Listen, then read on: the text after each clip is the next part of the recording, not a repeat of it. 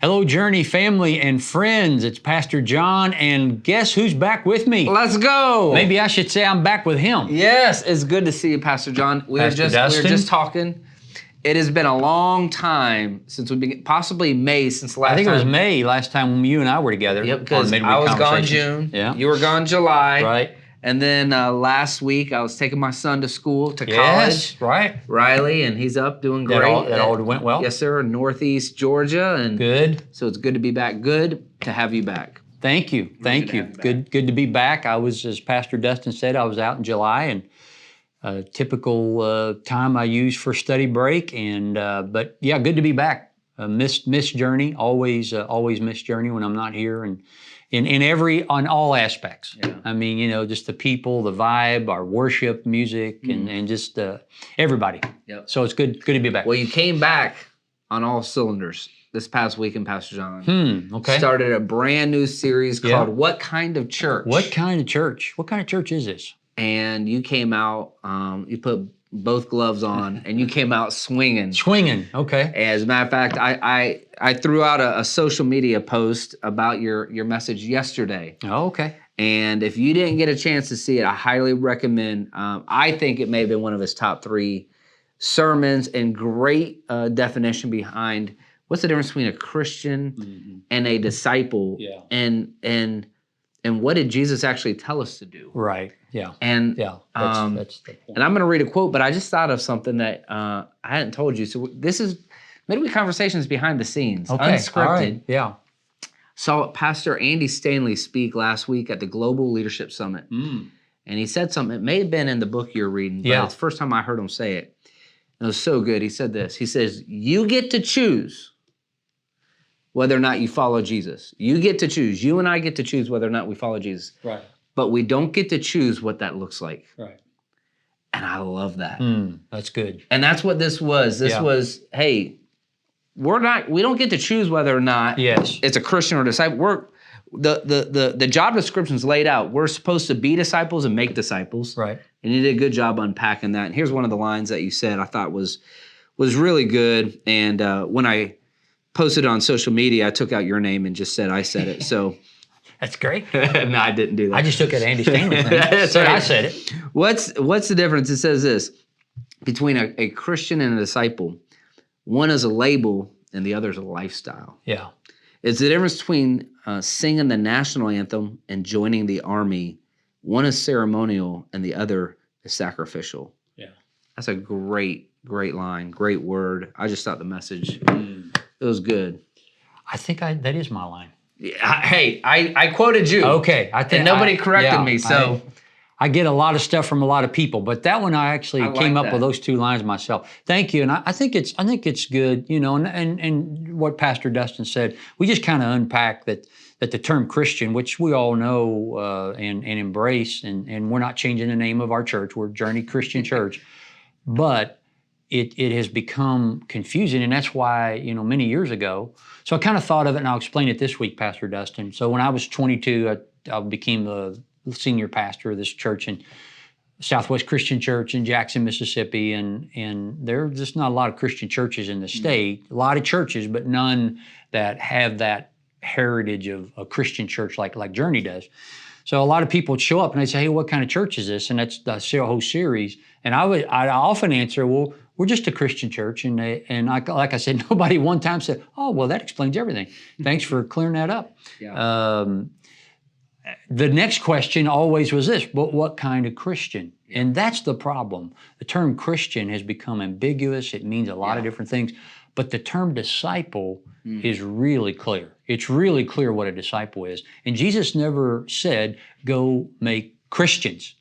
Jesus said, "Go make disciples, go make followers."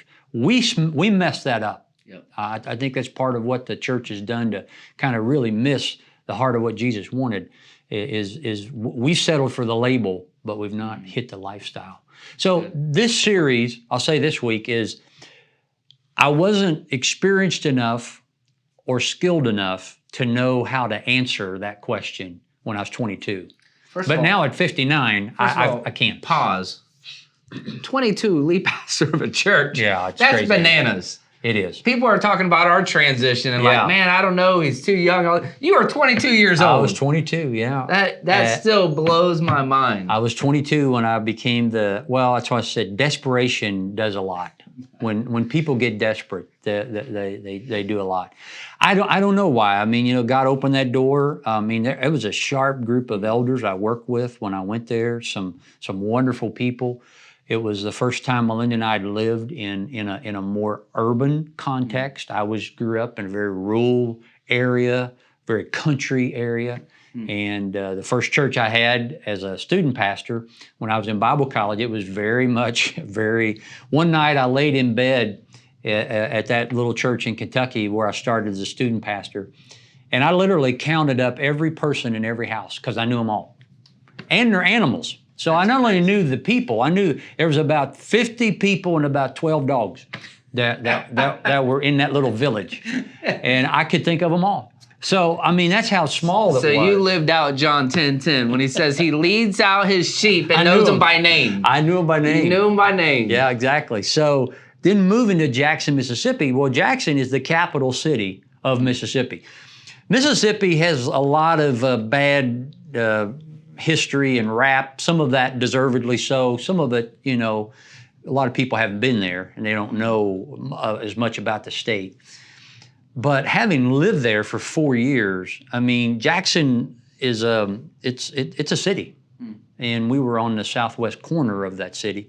But that's the first time I lived inside of an urban environment like that. So that was helpful for me. But that's awesome. So this series is kind of like what I would say, what 59-year-old John wishes 22-year-old John could have said. Well, you could tell that this is coming out of you, and that's what I love. And it came out week 1, just swinging. Great message. Again, if you haven't seen it, go back and watch it. Share it. It's a great message. Kick off to the series. You want to give a preview where you're heading? Yeah. So, Jesus came to bring something new, and that's what we're going to talk about this week.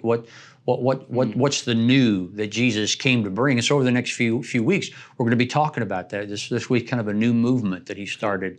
You're going to talk about a new covenant, this new arrangement he made called grace, and then a new ethic of love.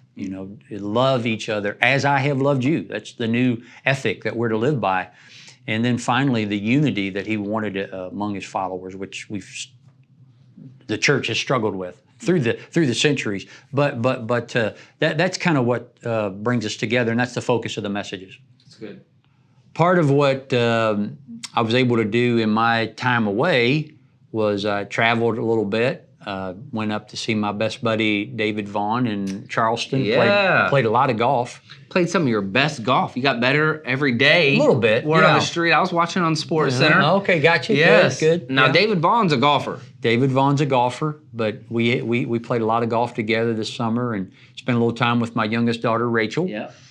Her husband, Caleb, next week, we'll maybe talk a little bit more about it then. I'll bring you a picture, but he has been in officers training for the National Guard.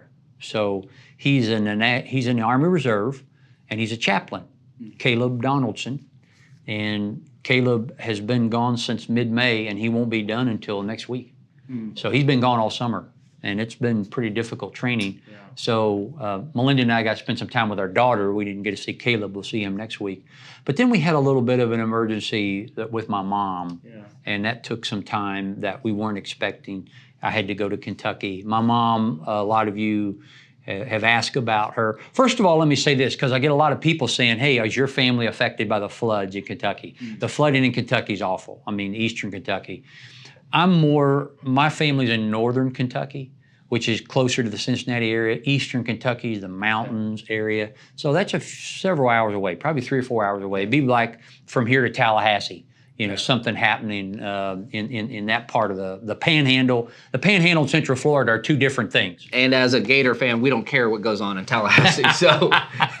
So there's a couple, Eastern Kentucky, the mountain area, and a lot of poverty there. A lot of people, and the last count I heard was like 37 people died in the floods, 100 people missing or something like that. So that means there'll probably be more. But a lot of you've asked, was your family or Melinda's family. Now, Melinda's a little closer. She grew up a little closer to Eastern Kentucky.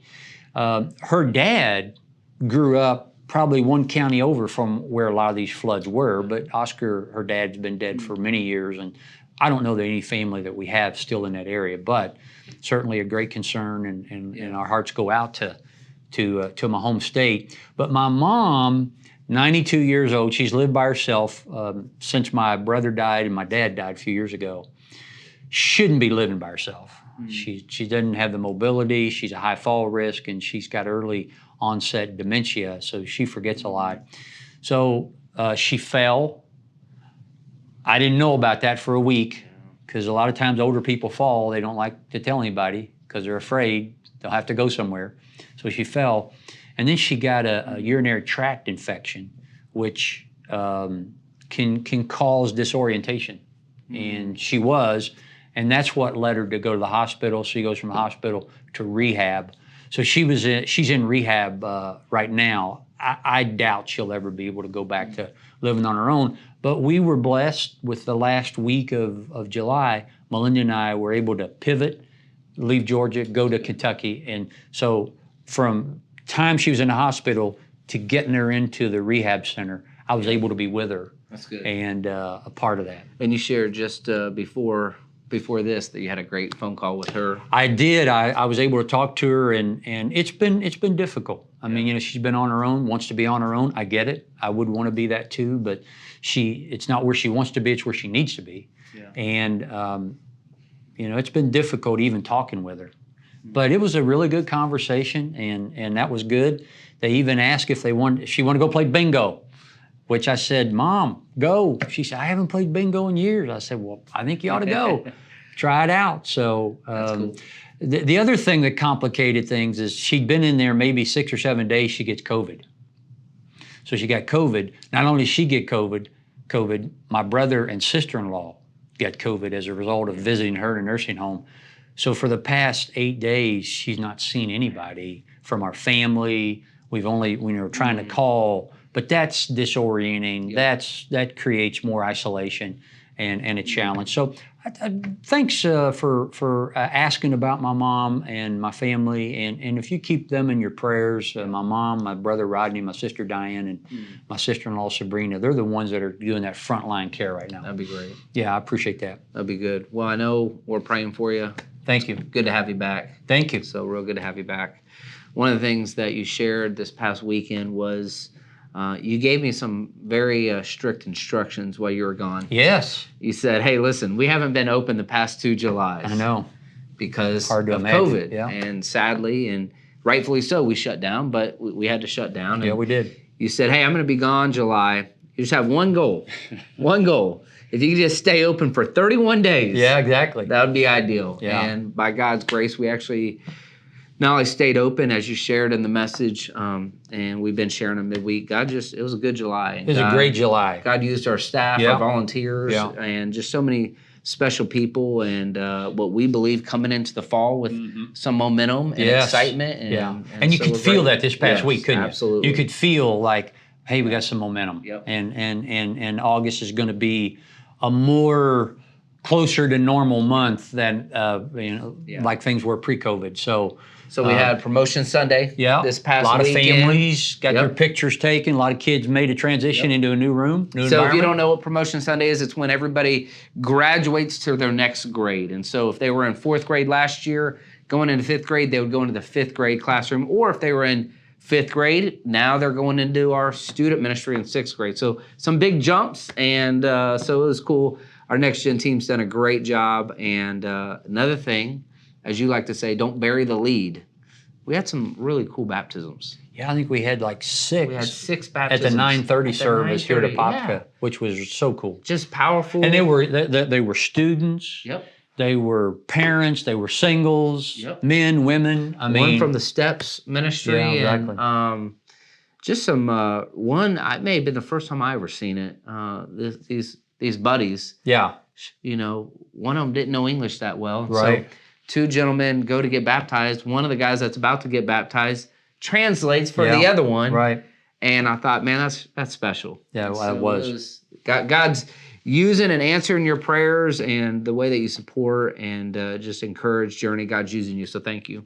Amen. Amen. And that video that we showed during the offering, that was really cool. That is so cool. If you didn't get a chance to see that, I hope you will do that. We had as part of just kind of setting up our giving time, a video unsolicited from a family that visited Journey earlier this year, right? Into last year. Into last year. Yeah, into last year. They visited Journey, and they were so impressed by what they saw at Journey, they felt compelled to make a video, kind of testimonial for us to show to their church. Yeah. And then we were able to show it here. So that was really cool. That was really a cool thing. And nice of them just to reach out and respond to us in an email. And it just speaks to Journey. It just speaks to the what God's doing here, the heart of our people, the generosity of our people. It really speaks to that. Hey, this Sunday, we do have one of our mission partners that's going to be with us. Yes. Right? You want to talk a little bit about that? Yes. Amy from Sheltering Wings is going to be with us. And I'm going to share this on Sunday. Okay. I thought about this because it's a big statement, but I believe it. She is a missionary at probably the most uncomfortable place I've ever been. Yeah, it's one of the most dangerous places in the world right now. It's one of the most dangerous. I mean, it's uncomfortable with the weather. It's hot. It's uncomfortable with the insects. I mean, the things I saw, and I could barely sleep. I was sweating so much. Wow. And it's one of the most dangerous for anybody. But if you're a white American Christian. Yeah. Female. Yeah. I mean, and yet she's just going Mach 10 with the gospel. And I love her heart, love her story. She's going to be with us and excited about that. So that's going to be special. Yeah. We're going to hear from her. She'll be at Apopka. Yeah. But we're going to be able to hear a little bit of her from both campuses. That's awesome. So looking forward to this Sunday. One last thing. Yeah. Today's a special day, Pastor John. Tell me. Today is a big day for our families out there because today is the first day of school. That's exactly right. So there's a lot of worn out people watching this.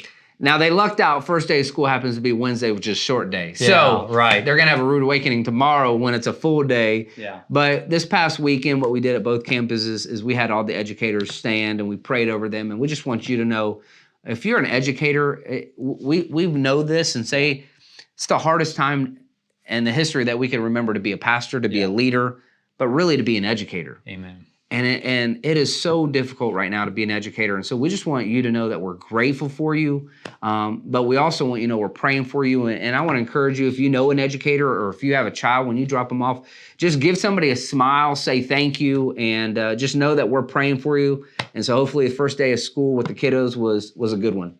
Amen. Hey, Pastor Dustin, good to be back with you. It's good to have you back. Really good to have you back. Thanks, buddy. We missed you. Hey, somebody that you don't see that's always a part of these midweek talks is our man, Mark Wilson. Yeah, Mark Wilson. He's been with us 10 years on staff at Journey. Can you believe that? Mark's our cameraman. Exactly. He's on the other side of this. He's on the other side of that. Celebrated 10-year anniversary. Amen. So much Special. of what we're able to do from a video production side, it's Mark. And so congratulations to our man, Mark Wilson. Yep. Amen. All right. Ditto. Hey, thanks for joining us this week on Midweek Conversations. And as always, we're loving the journey.